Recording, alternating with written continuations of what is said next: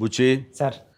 నిన్న ఈవినింగ్ చాలా రోజుల తర్వాత, ఎందుకంటే లాస్ట్ 10 days నేను ఊళ్ళో లేను కాబట్టి కొంచెం చూడటం డిలే అయింది.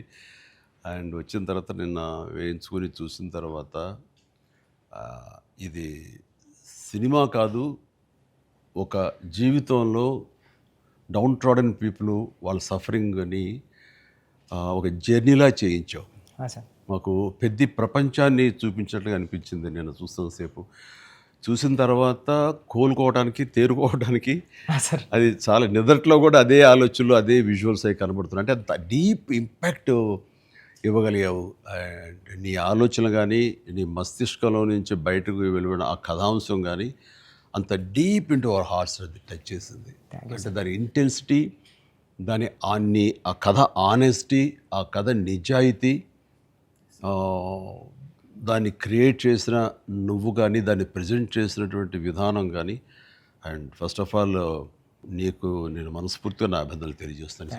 అంటే అది ఒక ఊరి సమస్యగా మొదలైన పోను పోను పోను అది యూనివర్సల్ అయిపోయింది. అది నేషనల్ లెవెల్కి వెళ్ళిపోయి మన భారతదేశం యొక్క ఆవశ్యకత ఏంటి, దాని ప్రభుత్వాలు ఈ స్పోర్ట్స్ పర్సన్స్ని ఎంకరేజ్ చేయటంలో వాళ్ళ బాధ్యత ఏంటి అని తెలియచెప్పినటువంటి ఇది. అయితే నువ్వు తీసుకున్న కథాంశం 89లో కాబట్టి నిజంగా పరిస్థితి చాలా దారుణంగా ఉండేది. నువ్వు చెప్పిన ఈ ప్రయత్నం డెఫినెట్లీ అందరిలోనూ ఆలోచింప చేస్తాను అనిపించింది నాకు. అది చాలా మంచి ప్రయత్నం. ఒక సోషల్ మెసేజ్, ఒక దేశానికి సంబంధించి ఒక అవేర్నెస్ కానీ, మరింత సమాయత్తం చేయటం కానీ, ఇవన్నీ కూడా ఈ సినిమా ద్వారా బాగా చెప్పావనిపించింది. అండ్ ఈ సినిమాలు ఇంకా నాకు నచ్చిన అంశాలు ఉంటే కనుక చెప్పాల్సి వస్తే నువ్వు, రామ్ చరణ్ అండ్ ఏఆర్ రెహమాన్ గారు, అలాగే లిరిక్స్ అందించినటువంటి అనంత శ్రీరామ్, అట్లాగే ఎడిటర్ నవీన్ నూలి, ఇంకా ఫైట్ మాస్టర్, స్టంట్ కోరియోగ్రాఫర్గా అనుకోవచ్చు మనం. ఈ కుస్తీలు, ఈ రెజ్లింగ్లు, వీటిని మీకు స్పెషల్గా శ్యామ్ కౌశల్ గారు అండి, విక్కీ కౌశల్ గారు. ఓకే, శ్యామ్ కౌశల్ గారు, ఆయన్ని నభాకాంత్ ఎగ్జిక్యూట్ చేసే ఫైట్ మాస్టర్గా ఆయన్ని, అండ్ జానీ మాస్టర్ కోరియోగ్రఫీ, ఇక వీటన్నిటి ఆర్ట్ డైరెక్టర్ దేవ్ రత్నవేలు గారు, ఇలాంటి వాళ్ళందరి కలయికతోటి, వాళ్ళ ఇన్పుట్స్ తోటి అండ్ వాళ్ళ ప్రయత్నాలతోటి అత్యద్భుతంగా రూపుదిద్దుకుంది. ఇది ఒక కళాత్మకంగా వచ్చిందని చెప్పొచ్చు. And it's a timely film. And చరణ్కి ఆర్టిస్టుల పరంగా వస్తే కనుక చరణ్ అయితేనేవి, జగపతి బాబు అండ్ శివరాజ్ కుమార్, ఫెంటాస్టిక్ శివరాజ్ కుమార్, బొమ్మని రాణి, అలాగే అబ్బాయి దివ్యేందర్ కొత్త విలన్గా కానీ ప్రతిదీ చాలా ఫ్రెష్గా ఉన్నారు, కొత్తగా ఉంది. ప్రతి ఆర్టిస్టు చిన్నవాళ్ళు అవని, జూనియర్ ఆర్టిస్టులు అవని, బ్యాక్గ్రౌండ్ ఆర్టిస్టులు అవని, వీళ్ళందరూ కూడా ఒక రియల్గా జరుగుతుంది, ఒక ఇన్సిడెంట్, ఒక సంఘటన జరుగుతుంది, ఒక ఊరి కథ, ఒక మట్టి కథ చెప్తున్నాం అనటానికి ఆ మనుషులు కూడా మట్టి మనుషుల్లాగా రస్టిక్గా అది క్రియేట్ చేయటంలోనూ, దాన్ని తెరకెక్కించడంలోనూ నువ్వు, నీతో పాటు నీ టీం మెంబర్స్ అందరూ, నీ క్రూ కానీ, క్యాస్ట్ కానీ అందరూ చాలా బాగా చేయగలిగారు. ఇవన్నీ చేయటానికి వెనకాల వెన్నెముకలా నిలబడ్డ వ్యక్తి సతీష్ కిలార్ గారు. ఆయన దేనికి నెరవలేదు. ఇదివరకంత గతంలో అన్ని సినిమాలకి ఆయన కొంచెం పరోక్షంగా వెనకుండా నడిపించేవాళ్ళు. ఇప్పుడు తెర ముందుకు వచ్చారు బాహాటంగా ప్రొడ్యూసర్గా. కాబట్టి ఆయన ప్రయత్నం కానీ, ఆయన గుండె ధైర్యం కానీ, దీన్ని నీ మీద పెట్టుకున్న నమ్మకం కానీ, కంటెంట్ మీద ఆయనకు ఉన్నటువంటి విశ్వాసం కానీ, ఇవన్నీ కూడా ఈరోజు సఫలీకృతమైనవి. అండ్ అవ్వటానికి మీరు అందరూ ఎంత ప్రయత్నాలు చేసినా సరే తెర మీద కనిపించడానికి రామ్ చరణ్ ఎలా చేస్తాడు అనే దాని మీద ఉంటుంది కదా. మీరందరూ బాగా నటించాడని నిన్న వాళ్ళ అమ్మ అంటుంది. బాగా నటించాడు అన్నది కరెక్ట్ సర్టిఫికేట్ కాదు రేఖ, కరెక్ట్ మాట కాదు. జీవించాడు అని అనాలి. నాకు పాత్రలు ఒదిగిపోయాడు అని నాకు అనిపిస్తుంది. నేను యాక్టర్ నాకు తెలుసు. అవతల క్యారెక్టరు ఏడుస్తూ మనల్ని ఏడిపిస్తే కనుక అది నటన. వాడు ఏడవకుండా కళ్ళల్లో ఆ భావం పలుకుతూ చూసే ప్రేక్షకులు ఏడిపించాడంటే వాడు జీవించినట్లు. నేను అక్కడ ఒక క్యారెక్టర్ చూస్తాను తప్ప చరణ్ని చూడలేదు. పెద్ది కనపడుతుంది అక్కడ. పెద్ది తను ఏడవకుండా తన భావోద్వేగాల్ని కళ్ళ ద్వారా చూపిస్తున్నాడు తప్ప ముఖవళికల ద్వారా, మజిల్స్ ద్వారా చూపించట్లేదు. అది చరణ్ స్పెషాలిటీ. అందుకని మనం ఎక్కువ ఇన్వాల్వ్ అయిపోతారు. ఏం నటించాడు అనొచ్చు, చాలా గొప్ప గొప్ప నటులు ఉండొచ్చు, వాళ్ళ సిస్టమ్ వాళ్ళ విధానాలు చేయొచ్చు. కానీ భావోద్వేగాల్ని లోపల ఫీల్ అవుతావు, ఫీలింగ్ని మునిపంట నొక్కి పట్టి ఎక్స్ప్రెస్ చేస్తూ ఆ కళ్ళ ద్వారా పలికించడం, అది చూసి మనకి అరే నువ్వు ఏడిస్తే బాగుంటుందిరా అనొచ్చు, కానీ మనకి గుండె పిండేస్తుంది. మనం ఏడలేని సిచ్యువేషన్స్, కానీ ఏడిస్తే బాగుంటుంది అనిపిస్తుంది. ఇట్లాగా టోటల్గా అరెస్ట్ చేసేసి తను చూపించిన విధానం, ఎస్పెషల్లీ అప్పల్ సూరి మరణం దగ్గర నుంచి తన మోటివేట్ అయిన ఇది నుంచి ఇంకా సినిమా గ్రిప్పింగ్ వెళ్ళింది, అవును సార్. ఇంకా డీవియేషన్ లేదు. అవును. అది చాలా చక్కగా పరిపూర్ణంగా సఫలీకృతమైనట్లు. అది అక్కడ తను చాలా బాగా ప్రజెంట్ చేశాడు, పెర్ఫామ్ చేశాడు. ఎక్సలెంట్. వాడు నా బిడ్డ కాబట్టి ఇంకా ఎక్కువగా చెప్పాలని అనిపించిన కొంచెం అణుచుకుంటూ మాటలు వెతుక్కుంటూ పొందిగ్గా మాట్లాడుతాను, కానీ అది నీలాంటి చూశాడు కాబట్టి నువ్వు చెప్పాలి. సార్ మీరు మాట్లాడగలదు సార్, ఎందుకంటే సార్ ఇప్పుడు ప్రపంచం అంతా మాట్లాడుతుంది సార్ చరణ్ సార్ పర్ఫార్మెన్స్. పెద్ద అంటే చరణ్ సార్ అంటే పెద్ద. ఎందుకంటే సార్ ఈరోజు అందరూ ముక్త కంఠంతో అనేది ఒకటి సార్, ఏంటంటే ఏం పెర్ఫామ్ చేశారు అందరూ చిరంజీవి అంటున్నారు సార్.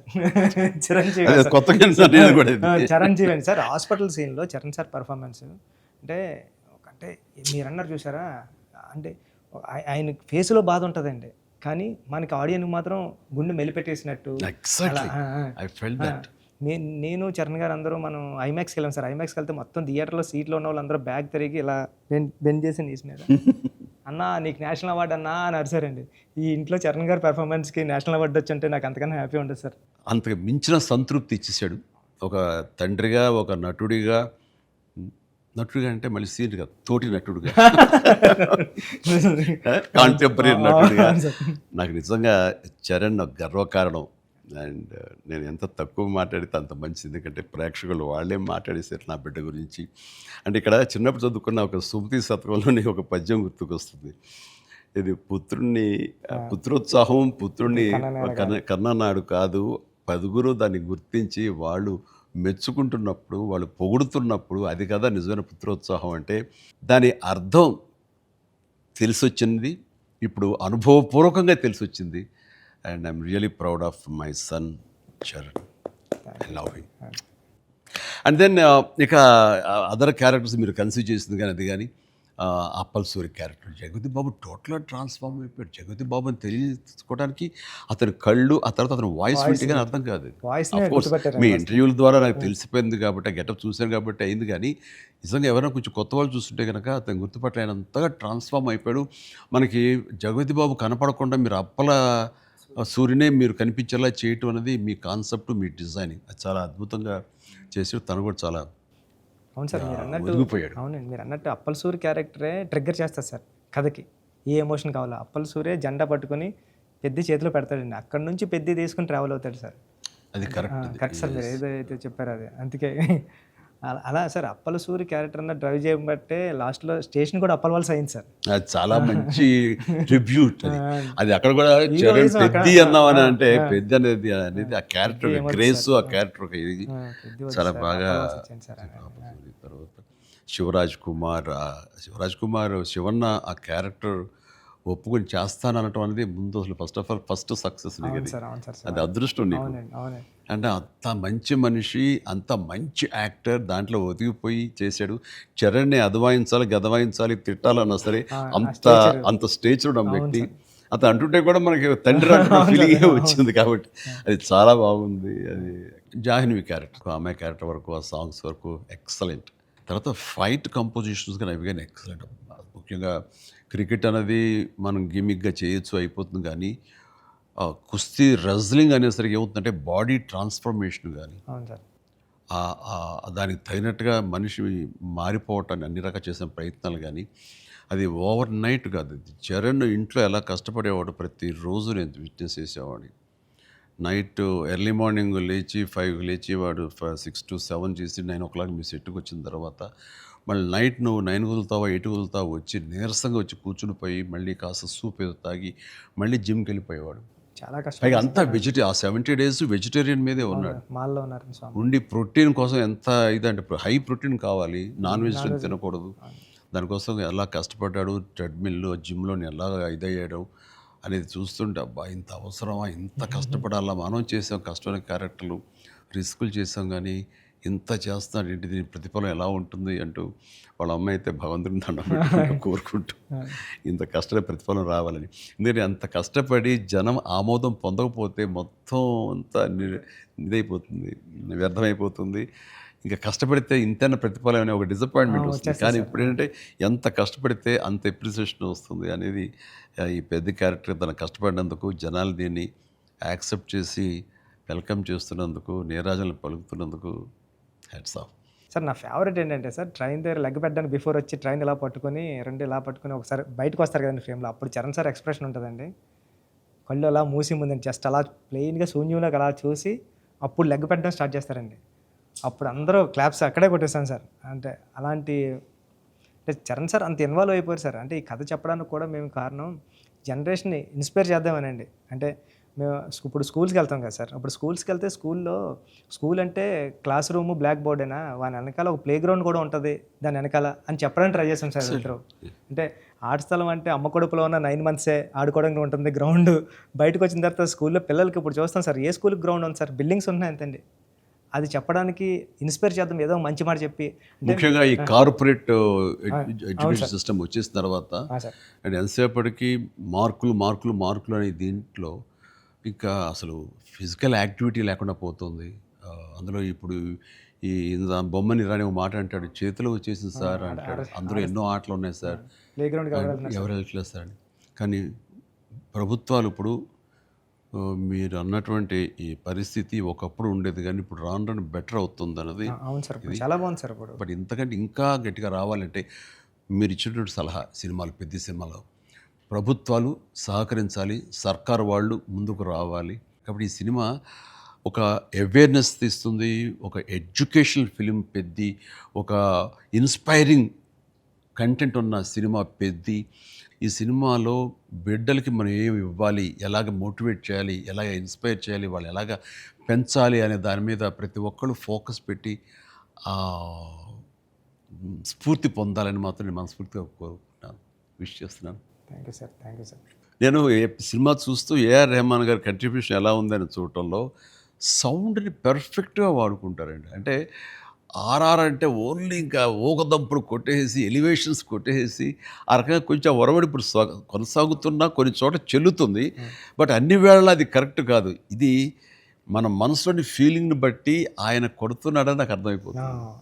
గుండెని పిండే విధంగా మరింతగా ఆయన మనల్ని ఇన్వాల్వ్ చేస్తున్నాడు, మనకు ఆ ఫీలింగ్ని ఇవ్వగలుగుతున్నాడు. పెద్దలో పరిపూర్ణ న్యాయం చేశాడు. చెప్పాలంటే ఆయన మెయిన్ పిల్లర్గా అనుకోవచ్చు మనం. మీరు అనుకోండి మీ కంటెంట్ సార్. అంటే హీరో ఉండి ఎలివేషన్ ఇవ్వడం వేరు సార్. నేనేమనుకున్నాను అంటే చరణ్ గారు లేకుండా చరణ్ గారు స్టాచ్యూ చూపించి ఎలివేషన్ ఇద్దారు అనుకున్నాను సార్. అది అక్కడ కూడా రెహమాన్ గారు అలా లేపారు సార్. లేపారు మామూలు కాదు సార్, చాలా ఉంది. పైగా ఇది అఫ్కోర్స్ మీరు ఇంటర్వ్యూస్లో మీరు అన్నారు రెహమాన్ని ఎలా ఫస్ట్లో ఒప్పించావని చరణ్ చెప్తుంటేను అక్కడికి వెళ్ళిన బాడీ లాంగ్వేజ్ బట్టిను ఎవరైనా సరే అది. బట్ ఎవరికైనా సరే నువ్వు చెప్పే కంటెంట్ ఉంది, అది మెయిన్. కొంచెం విజ్ఞత, కొంచెం అవగాహన, ఆ సెన్స్ ఉండే ఎవరికైనా సరే ఆ కంటెంట్ నువ్వు చెప్పగానే దానికి డెఫినెట్లీ ఆమోదయోగ్యం, ఆమోద ముద్ర పడిపోతుంది. డిఓపి గారు అయితే ఆయన చాలా బాగా చూపించాడు. నువ్వు ఏదైతే ఒక మట్టి కథ అనుకున్నావో, రస్టిక్ అనుకున్నావో, ఏమంటే ఆ రఫ్నెస్ అది మొత్తం కనిపించేలా చేశాడు. దాన్ని did his job very well. And తర్వాత ఇంకా మీ నవీన్ గారు అయితే టీజర్ దగ్గర నుంచి ట్రైలర్ దగ్గర నుంచి ఆగలేక ట్రైలర్ కూడా నేను దాన్ని చెప్పేశాను ముందు. అద్భుతం. ఈయన కటింగ్ తర్వాత నాకు బాగా నచ్చింది. ఆ డిజాల్వ్ అయ్యి వస్తుంది క్రికెట్ దగ్గర నుంచి రెజ్లింగ్కి, ఇవన్నీ ఇంటర్ రిలేటెడ్గా ఉంటాయి అని నేను చెప్పినట్టుగా చెప్పడం అనేది తన ఇది. అండ్ ఎన్ని చోట్ల బట్ సినిమాలో నెరేషన్లోనే మీరు బ్యాక్ అండ్ ఫోర్త్ వెళ్ళి చెప్తారు. ఇది అంటే బొమ్మన్ ఇరానీని ప్రేక్షకుని చేశారు. బొమ్మన్ ఇరానీకి ఎలాగైతే కథ అక్కడికి అర్థమవుతూ వస్తుందో సేమ్ ఆడియన్స్ అది మంచి కాన్సెప్ట్. ఇది ఎడిటింగ్ బ్యాక్ అండ్ ఫోర్త్ వెళుతూ చెప్పటం అన్నది ఇట్ ఈస్ మంచి ప్రయత్నం. And that way my heartfelt appreciation to Naveen నోలీకి. అలాగే ఆర్ట్ డైరెక్షన్ గురించి ప్రత్యేకంగా చెప్పలేదు. అన్నీ కూడా పెర్ఫెక్ట్గా ఆ హార్మోనీ ఉంది. ఒకటి ప్రత్యేకంగా అయ్యి ఏంటిది అనట్లేదు, అన్నీ కథలో ఇమిడిపోయే 90s విధంగానే లోకి ఉన్నాయి. తీసిపోయాడు. ఎగ్జాక్ట్లీ. ఆ యంగ్ విలన్ దివ్యందు వీళ్ళందరూ కూడా చాలా బాగా కంట్రిబ్యూట్ చేశారు. లాస్ట్లో కూడా బొమ్మన గారు స్టాచ్యూ చూడకుండా వెళ్ళిపోదాం, చరణ్ గారిని కలవకుండా వెళ్ళిపోదాం అంటాడండి. చరణ్ ఎందుకు నేను కలవకూడదు అనుకున్నాడు బొమ్మని రాణి అంటే అంతే. ఆ గుడ్ ఫీలింగ్ అలా ఉండిపోవాలంటే కలవకుండా ఉండటమే కరెక్ట్. లాస్ట్ ఫేజ్ వరకు కూడా అలా కూర్చొని చూస్తున్నారు సార్. లాస్ట్లో కూడా ట్రైన్ని ఎలా ఎక్కి ఆగి ఆగారు ఇలా కొట్టాను చరణ్ అంటే అప్పుడు అవును, అది- అది- ట్రైన్ వచ్చింది ఆ, కదా. అవును సార్. మరి ఎందుకు ట్రైన్ ఉంది కదా, ఎందుకు నడిపించావే బాబు అంటే మేము పడ్డ బాధ మీకు తెలియాలి అని చెప్పేసి కాదు. బాగుంది, మంచి సమ్మప్, అది బాగుంది. అంటే పెద్దిగాడి కోసం ఆ రోజు బండి ఆగింది సార్. మా జీవితాలు మొదలయ్యాయి. మాకు స్కూల్ వచ్చింది, వైద్యం వచ్చింది, సర్కారు వచ్చి మా అవన్నీ క్రిస్ప్గా చాలా బ్రివిటీ తోటి పట్ట పట్ట పట్ట చేశారు. అని జరుగుతుంది. లాస్ట్లో మళ్ళీ వస్తారు కదండి చరణ్ గారు స్క్రీన్ మీదకి, పెద్ద అరుస్తాడు కదండి. ఆడు ఎక్కడ బర్ణ వల్ల తెలియలేదండి ఎవరికైనా, భువన్ గారికి గట్టిగా పట్టుకుని పెద్ద అని అరిస్తే అప్పుడు కొండల మధ్యలో కుక్కను పట్టుకుని వెళ్తూ ఉంటారు కదా. ఇంతకు సన్ డిసప్పర్ అయిపోయి అనుకోకుండా అవును సార్, అవును గుడ్ ఫీలింగ్. పుడతామేటి మళ్ళీ సార్. చూస్తావేటి మళ్ళీ ఇలాంటి సినిమాని సార్ థ్యాంక్ యూ ఇలాంటి సినిమాని మళ్ళీ చూస్తావేటి అనిపించింది. అది ఫెంటాస్టిక్. సతీష్ గారికి ఇది ఒక ప్రౌడ్ ఫిలిం ఇది. అవును సార్. అండ్ ఆయన ప్రైడ్, ఆయన ఇంకా తర్వాత బోర్డు సినిమాలు తీయచ్చు కానీ ఇది ఇచ్చేటటువంటి సాటిస్ఫాక్షన్, ఇది ఇచ్చే గుర్తింపు, ఇది ఇచ్చిన రెస్పెక్ట్ కానీ, అది సతీష్ గారు యూ డిజర్వ్ దిస్. అండ్ దీని వెనకాల మీ సపోర్ట్, మీ ఇలాంటి సినిమా తీసినందుకు నాకు కూడా చాలా ప్రౌడ్. సార్ మీరు ఒప్పిన టైంలో చెప్పారు సార్ నాకు, డబ్బులు ఎలాగైనా వస్తే రెస్పెక్ట్ సంపాదించి ఫస్ట్ అని. ఈయన డబ్బులు ఎలా సంపాదించుకుంటారు ఆయన. ఆయన ఉన్నటువంటి కన్స్ట్రక్షన్ అయితేనే, అనుకున్నటువంటి డిజిటల్ ఐటీ వలన అయితేనే. కానీ ఈ సినిమా ద్వారా గుర్తింపు, ఒక రెస్పెక్ట్ వచ్చింది. అది ఈయన ఫుల్గా ఎంజాయ్ చేస్తున్నారు. బికాజ్ ఆయన సపోర్ట్ ఈ సినిమాకి అంతగా ఇచ్చారు. నువ్వు అనుకున్నవన్నీ కూడా ఆయన నీకు అమర్చారు. ఈయన ఇది పూర్తి న్యాయం చేశారు ఆయన.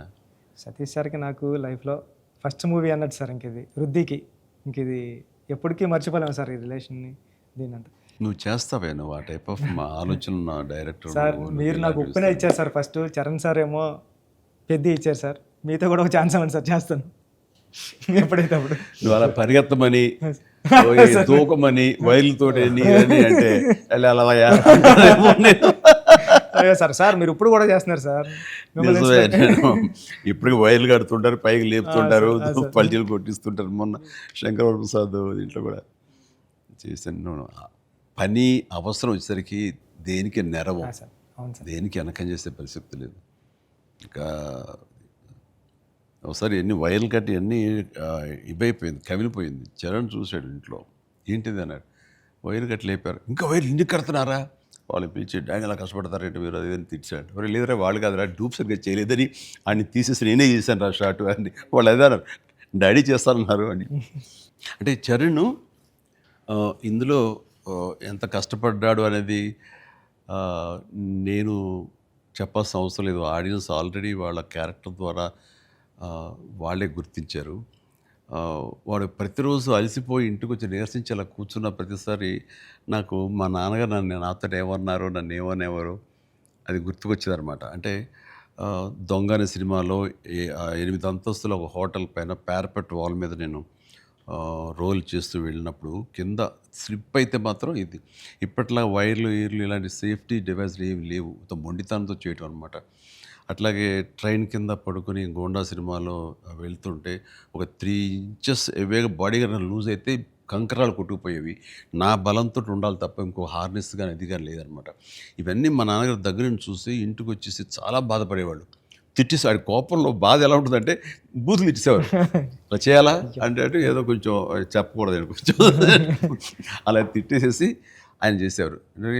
తప్పదానా దాందే ఉంది చేయాలి, లేకపోతే ఎలా కనపడదు రిజల్ట్, ఎలా మరి ఫ్యాన్స్ ఇచ్చేయాలి కదా వాళ్ళు ప్రేక్షకులు అని అప్పట్లో ఏం మాట్లాడేవాడిని. లేదురా రేపు పొద్దు నీకు కొడుకు పుట్టి, అప్పుడు ఇంకా చరణ్ పుట్టలేదు ఆ టైంకి, నీకు కొడుకు పుట్టి వాడు యాక్టర్ అయ్యి హీరో అయ్యి వాడు ఇలాగే కష్టపడుతున్నారు అప్పుడు తెలిసొస్తారా మా ఫీలింగ్స్ ఏంటో నీకు అనేవాళ్ళు. నిజంగా నీ పెద్ద సినిమాకి చేసి వాడు అలసిపోయి వచ్చి కూర్చుని ఈ మణికట్టు దెబ్బ తగిలిందని కానీ కంటి మీద దెబ్బ తగిలి రక్తం ఇదే ఇచ్చింది దానికి కుట్లు పడ్డాయి అన్నప్పుడు కొంచెం ఒక హాఫ్ ఇంచ్ క్వార్టర్ ఇంచ్ కిందకి వెళ్తే కంటి గుడ్డేమవుతుందో అనే పరిస్థితి అన్నీ తెలిసినప్పుడు మాత్రం బాధపడి వ్యక్తం చేయబోయాను. నాకు మా నాన్నగారు మాట గుర్తుకొచ్చింది. ఆయన ఎంత బాధపడి ఉంటారు అని చెప్పేసి అదే బాధ ఈరోజు నేను వాడు కష్టపడి వస్తుంటే మాత్రం నాకు గుండె పిండిన ఫీలింగ్ ఉంది. అయితే సినిమా చూసిన తర్వాత కొన్ని ఎపిసోడ్స్ గురించి చెప్పాల్సి వస్తాయి. ఇందులో ఇంటర్వెల్ నుంచి మాత్రం సినిమా మనిషిని కట్టిపడేసింది, ప్రేక్షకుడిని తారాస్థాయికి తీసుకెళ్ళిపోయింది. ఎమోషనల్ జర్నీ చేయించి ఒక రోలర్ కోస్టర్ రైడ్ లాగా చేయించి అప్ అండ్ డౌన్ చేయించి పినాకిల్ ఇంకా తారాస్థాయికి తీసుకెళ్ళి అక్కడ వదిలిపెట్టారు సినిమాని. ఆటల్లో ముఖ్యం చెప్పాలంటే హాస్పిటల్ సీన్ బుచ్చి సార్ నా భూతో నా భవిష్యత్తు తలుచుకో నాకు గగురు పడొస్తుంది, గూస్ బంప్స్ వస్తున్నాయి. హాస్పిటల్స్ అసలు హాస్పిటల్ సీను వాడి నటనకి మాట్లాడుతూ చూడు నిజం సార్. అది నటనకి అది నటన కాదు, వాడు ఫీల్ అయిపోయాడు దానికి. అక్కడి నుంచి నా కంట తడి తడి తడి లాస్ట్ వరకు ఆగలేదు. All the appreciation, all the blessings, God bless him, God bless him. దానికి చక్కటి అంత మంచి క్యారెక్టర్ ఇచ్చినటువంటి నీకు hats off, hats off. Thank you sir, thank you sir. ఒకసారి ఎస్పి బాలసుబ్రహ్మణ్యం ఆయన నువ్వు ఒకప్పుడు ఆపద్బాంధవుడు చేసావు, ఇంకోసారి రుద్రవేణి చేసావు, అలాగే చాలా సినిమాల్లో నీ పెర్ఫార్మెన్స్ అనేది తెలుసు, కానీ ఎక్కువ కమర్షియల్ వైపు వెళ్ళిపోతున్నావు చిరంజీవి. నీలో పొటెన్షియాలిటీ ఉంది. ఎప్పుడో బాలసుబ్రహ్మణ్యం మన కె బాలచంద్ర గారు అన్నది కూడా అతను ప్రస్తావిస్తూ నీలో ఒక కమలాసనం రజనీకాంత్ అందరి కలయిక ఉంది అంటే ఏదో మాట్లాడుతూ రావాలి సినిమాలు అంటే.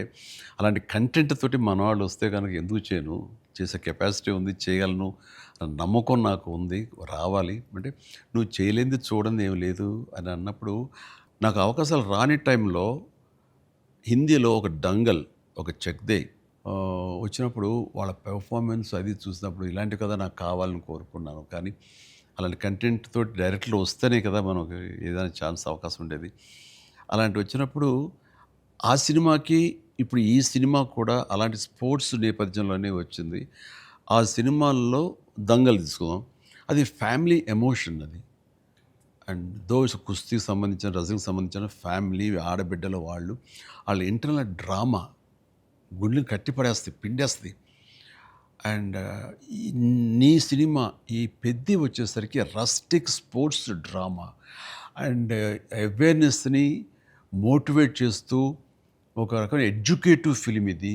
ప్రతి ఒక్కరికి, ప్రభుత్వాలకి అయితేనేవి, చిన్నపిల్లలకి, తల్లిదండ్రులకి, ప్రేక్షకులకి అందరికీ ఒక అవేర్నెస్ ఆలోచింపచేసే సినిమా ఇది. అందుకని అవి క్లాసిక్ స్పోర్ట్స్ డ్రామాలైనా ఇది రస్టిక్ ఒక గ్రామీణ నేపథ్యంలో ఉండేటటువంటి మట్టి కథ, మట్టి గేమ్స్, మట్టి మనుషుల కథ ఇది. అందునే దీనికి ఎక్కువ లాంజివిటీ ఉంటుంది, దీనికి ఎక్కువ ఆదరణ ఉంటుందని నా భావన. అండ్ దట్ వే ఇలాంటి కథ చరణ్ రావటం అనేది నేను మిస్ అయింది, చరణ్ పొందాడు. కాబట్టి ఆ అవకాశం వచ్చింది కాబట్టి కొంతమంది చిరంజీవిని మించిన వాడు చరణ్ అంటున్నారు, ఒప్పుకుంటున్నారు మనస్ఫూర్తిగా. కానీ ఒక తండ్రిగా గర్వంగా ఉంది, ఒక నటుడిగా కొంచెం కష్టంగా ఒప్పుకోవాల్సి వస్తుంది. చాలా బాగా చేసేవారు చరణ్, లవ్ యూ. గ్రామీణ వాతావరణం ఈ నేపథ్యంలో కథల్లో అఫ్కోర్స్ మీ గురువు గారు సుకుమార్ పెట్టింది పేరు. సుకుమార్ సినిమా రంగస్థలం కానీ ఇప్పుడు ఈ సినిమా ఇది చూసినప్పుడు నాకు అఫ్కోర్స్ నిన్న మొన్న చనిపోయారు, దివంగతులయ్యారు భారతిరాజా గారు. కొద్ది రోజుల క్రితం నేను భారతిరాజా గారు కూడా ఈ బుచ్చి సుకుమార్ లాగానే ఆలోచిస్తారు. ఆయన 16 వైద్యుల దగ్గర నుంచి మొదలు మర్యాద కానీ ఇలాంటి సినిమాలన్నీ, నా ఆరాధన సినిమా ఇవన్నీ కూడా చూస్తాను. నేను డిస్కస్ చేసుకుంటున్నాను. ఆ 2 డేస్లోనే నిన్న మొన్న ఆయన చనిపోయారని తెలిసిన ఇది డ్యూ రెస్పెక్ట్ ఆయనకి మనస్ఫూర్తిగా మనం ఆయన ఆత్మశాంతి చేకూరాలని ఈ సందర్భంగా కోరుకుంటున్నాను. అండ్ ఆయన ప్రస్తావన ఎందుకు వచ్చిందంటే అలాంటి సినిమాలకు ఆయన పెట్టింది పేరు. అదే రొమాంటిక్ సినిమాలు అవని, లేకపోతే drama Avani, family drama Avani. And very good, ఆయన గ్రౌండెడ్. అలాగా మళ్ళీ సుకుమార్ గారు మీరు మన తెలుగులో అంత గ్రౌండెడ్ ఫిల్మ్స్ తీస్తుంటారు. మీ ఆలోచన అవి కానీ రస్టిక్గా ఉంటాయి, రూరల్గా ఉంటాయి, గ్రామీణానికి సంబంధించినవి ఉంటాయి. అట్లాగా ఆయన ఆ, ఈ ఈ ఈ- ఇందులో మనస్ఫూర్తిగా నేను ఇలాంటి ఒక శిష్యుడికి ఇన్స్పైర్ చేసి ఇలాంటి మంచి కథ ఎన్నుకోవడానికి, ఆలోచించుకోవడానికి ఒక కథకుడుగా, ఒక డైరెక్టర్గా ఆ, నువ్వు అతనితో అసోసియేట్ అయ్యి నువ్వు నేర్చుకున్నందుకు, నేను ఇన్స్పైర్ చేసేందుకు, నీలాంటి వ్యక్తిని ఈ పెద్ద ద్వారా మాకు ఇచ్చినందుకు అండ్ మనస్ఫూర్తిగా నీ సందర్భంగా సుకుమార్కి నేను నా అభినందనలు తెలియజేయాలి. సుకుమార్, ఒక మెట్లో మాణిక్యాన్ని ఇచ్చావు. Thank you so much.